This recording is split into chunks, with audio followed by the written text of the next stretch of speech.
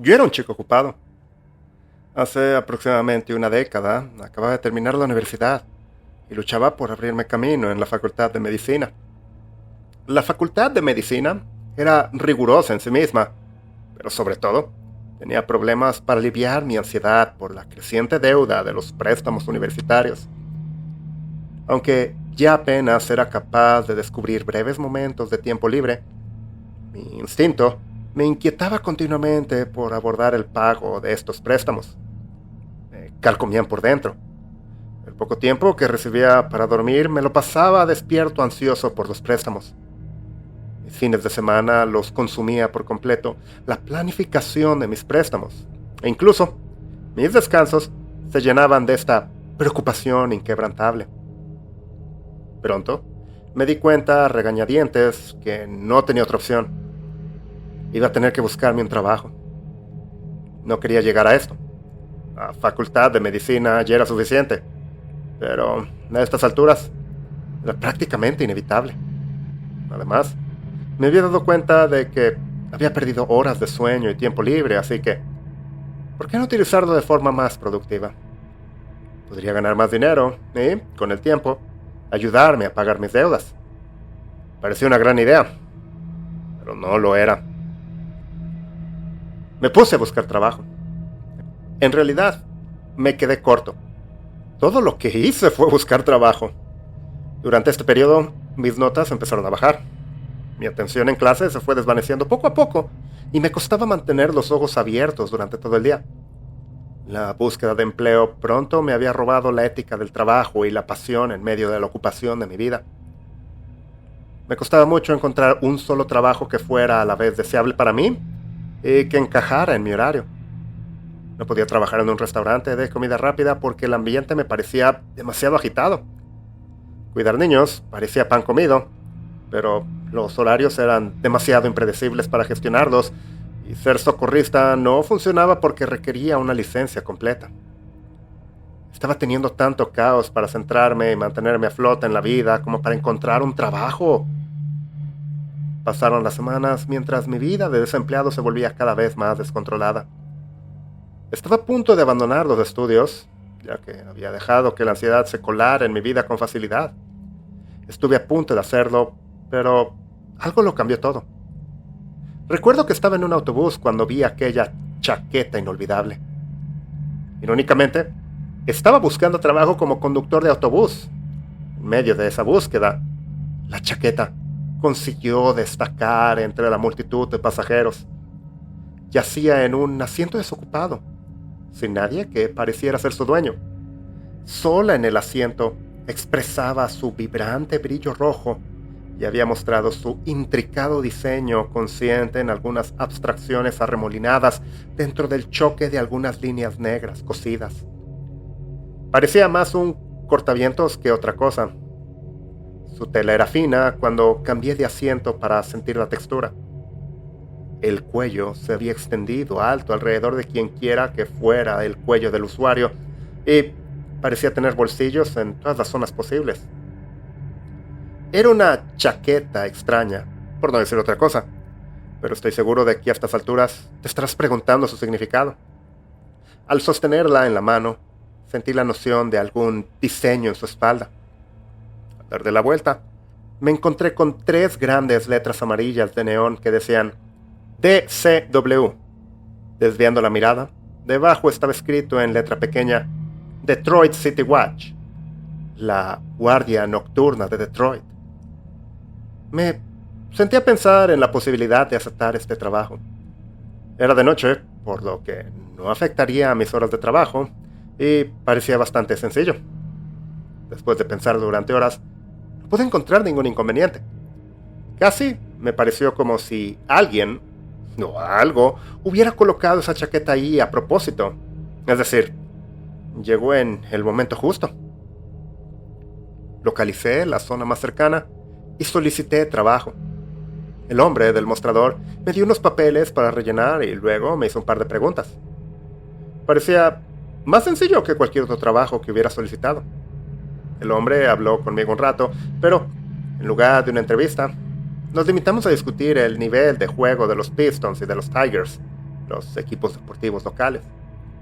Era una persona relajada y no me pareció alguien que fuera a ser un jefe estricto.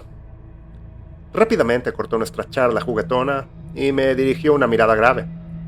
Me miró directamente a los ojos y mantuvo la expresión fija. Habló con seriedad. Hablando en serio, Detroit se ha convertido en una ciudad peligrosa y hay una razón por la que nuestra guardia urbana cobra un sueldo. Hay una razón por la que somos más grandes que cualquier otra división en los Estados Unidos. ¿Lo entiendes? ¿Prometes tomar en serio este trabajo? Me sentí un poco incómodo, casi amenazado, pero me sacudí esos sentimientos y respondí con una mirada similar diciendo, sí, lo entiendo. Después de eso, conseguí el trabajo con facilidad y empecé a trabajar en los turnos de noche. Era bastante fácil. Estaba solo en mi puesto debido al bajo nivel de peligrosidad y conseguí algo de paz y tiempo libre. Por fin volví a la normalidad. La vida se simplificó y mis preocupaciones empezaron a desaparecer. La ansiedad se había disipado y volví a centrarme estrictamente en la facultad de medicina. Volví a sentirme feliz y, de hecho, tenía más tiempo libre que antes de tener trabajo. Todo iba bien, pero no duraría mucho. Me asignaron un nuevo puesto por necesidad de la ciudad. Una vez más, era de bajo riesgo y estaba solo, pero el entorno era bastante distinto. Ahora, tenía que vigilar un complejo de apartamentos desde la azotea de un rascacielos cercano. Con unos binoculares, debía observar la zona y detectar cualquier peligro. Acerqué los binoculares y casi me sentí como si estuviera observando ratones en un laboratorio de pruebas. Con el zoom, podía ver a cada persona y sus vidas contenidas en la diminuta residencia que tenían. Entre ellos y yo, solo había una fina lámina de cristal. Todas las personas que vigilaban no se desviaban realmente de la norma. Había una madre con 2 hijos a los que parecía estar criando sola. Todas las noches les veía para que se durmieran, y pasaba la mayor parte de la noche limpiando sus desastres y luchando por mantener el ritmo de su trabajo que pagaba las facturas. Había varias parejas mayores que no hacían mucho más que dormir todo el día. También había una casa compartida por un par de chicos que parecían estar en la universidad y debían de estar repartiéndose la renta. Sin embargo, todo era relativamente ordinario. Nada destacaba en realidad. En un par de residencias parecía haber hombres solos en la casa, pero no hacían nada sospechoso. La mayoría de ellos parecían utilizar la computadora la mayor parte del tiempo. Nada de esto me llamó la atención. Mientras seguía escaneando, finalmente me encontré con algo extraño. La verdad es que me sobresalté un poco al verlo. En el apartamento del final, miré directamente una figura larguirucha y escuálida que producía una sombra en la cortina cerrada. Una inmensa luz blanca brillante llenaba el color del resto de las cortinas, mientras que las zonas que escapaban a los alcances de la luz estaban ocupadas por un contorno de esta figura. La visión era un poco inquietante, pero en realidad no vi ningún comportamiento malicioso, por lo que mi atención pronto se desvió de él. A la noche siguiente, la rutina de todos no fue diferente a la del resto. Los ancianos dormían, los universitarios estaban de fiesta, y la madre acostaba a sus hijos. Sin embargo, ahora la ventana cubierta por una cortina estaba abierta de par en par. Ahí, de pie, estaba la misma figura. Sin las cualidades ocultadoras de la cortina, pude verlo más de cerca. Estaba de pie, con la cabeza mirando al suelo, la capucha negra extendida sobre la cabeza y una estatura encorvada. Esto fue bastante extraño, ya que parecía colocado en una postura antinatural. No hizo nada en toda la noche. Quiero decir, nada. Literalmente no hizo nada. Mantuvo su posición toda la noche. Incluso cuando me fui estaba en el mismo sitio que cuando llegué. A lo largo de la semana siguiente, todo el mundo siguió actuando de la misma manera que antes. lo que, desgraciadamente, significaba que el hombre de la ventana continuaba con sus peculiares hábitos. Mantuve mi atención en él durante la mayor parte de las noches. Ahora me encargaron toda la noche y decidí que le vigilaría de cerca. Esa noche, una vez más, no hizo gran cosa. Me senté a esperar, pero no pasó nada.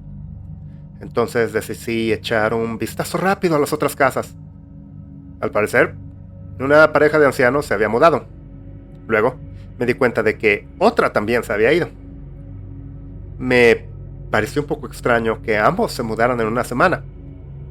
Me lo quité de la cabeza, aunque no tenía por qué preocuparme. Pero entonces vi otro apartamento vacío. Y otro. Y otro. Ahora faltaban más personas. Era imposible que se hubieran marchado así sin más. Ahora me sentí irresponsable sabiendo que había desviado mi atención de ellos. Rápidamente volví a mirar al hombre que estaba en el apartamento solitario. Ahora estaba escribiendo algo con gran prisa. Siguió escribiendo mientras yo me sentía cada vez más confundido. Terminó y me miró. Quiero decir que me miró literalmente. Su cara estaba dirigida exactamente hacia mi posición. No era un error ni una coincidencia. Sabía que me estaba mirando fijamente. Cada vez me sentía más incómodo. Tomó rápidamente su periódico y lo apoyó contra el cristal de su habitación. Acerqué los binoculares para verlo mejor. Decía: solo soy una distracción.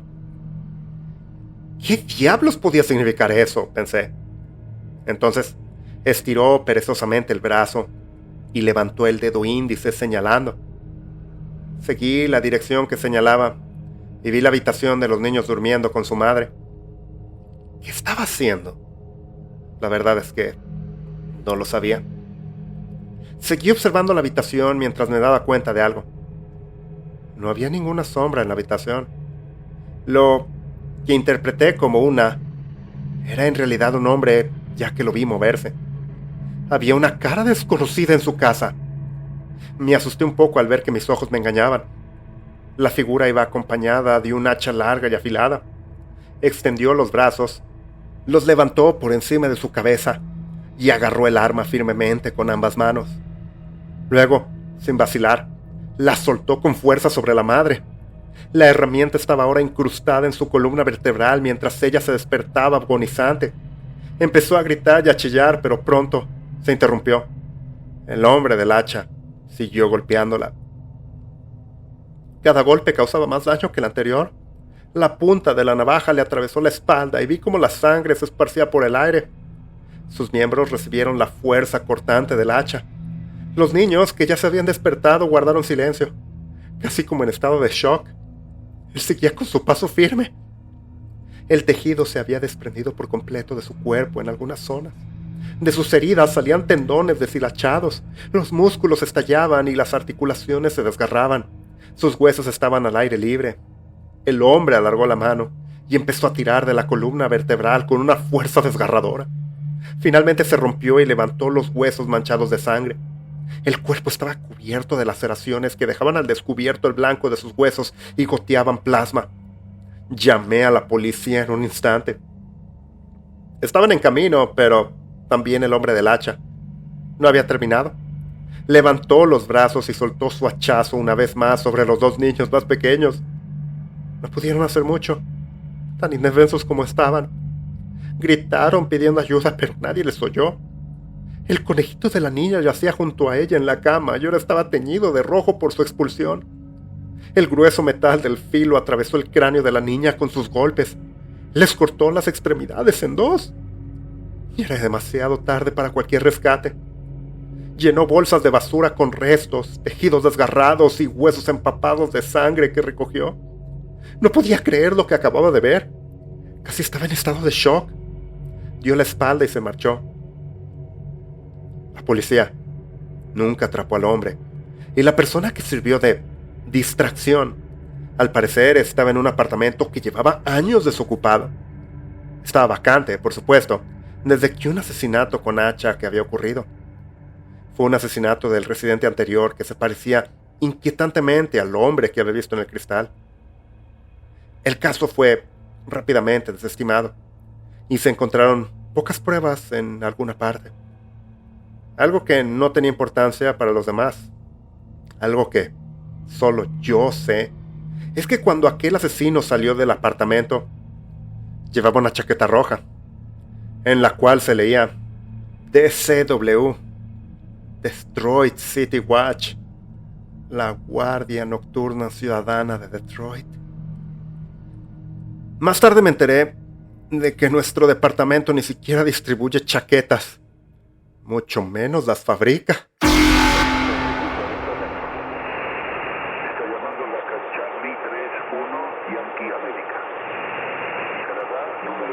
Acaban de escuchar Guardia Ciudadana Nocturna, un archivo compartido por Pacers Nation 16. Una interesante historia que apunta a que existe un tipo de entidad. Hubiese estado genial que al final el protagonista viese a la madre y a sus dos hijos como otra distracción. Por lo visto, este asesino con hacha logra utilizar a sus víctimas pasadas para que puedan cubrir sus nuevas fechorías. Otra razón para no ir a Detroit. No olviden dar like si les gustó este relato y suscríbanse y habiliten notificaciones para no perderse de ninguna de nuestras historias. Por favor, comenten qué les pareció. Aquí termina esta transmisión de terror. En esta ocasión les deseamos unas muy buenas noches.